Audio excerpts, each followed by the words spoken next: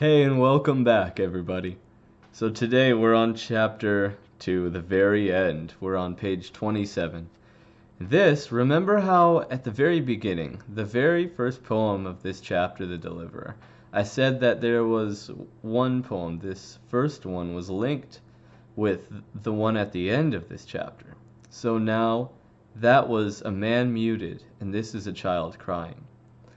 A man muted really has to do with someone, whose state is being so choked by the cares of this world and by the things around them that they can't even hear the cry of their own heart, let alone express it to God or cry out for some help.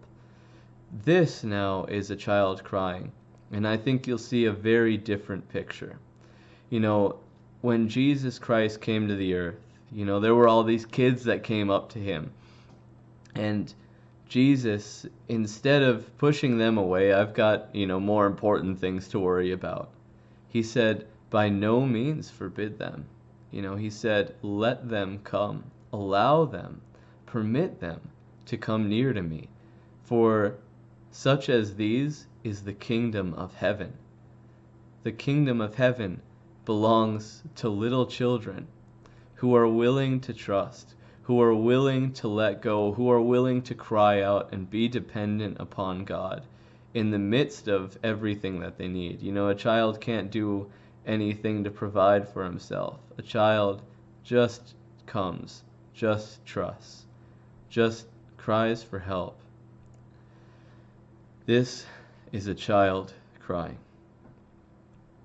A child cries when not a body is by. Who will hear its plea? Abandoned in the cold alone, it knows not what it needs.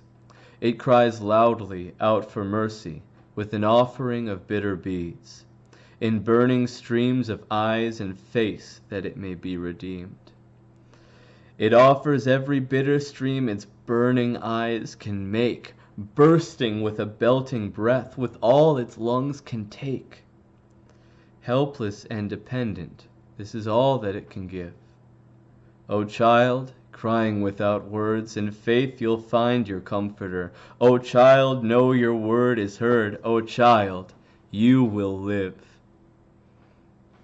Now, as you're watching this video, that might be you. You might have something going on in your life that you've been feeling like you've been wrestling with, and you just need to cry out to God. You just need to come helpless, knowing you can do nothing about it in yourself, and just throw yourself upon the lap of Abba Father. And you might be someone's answer to that prayer.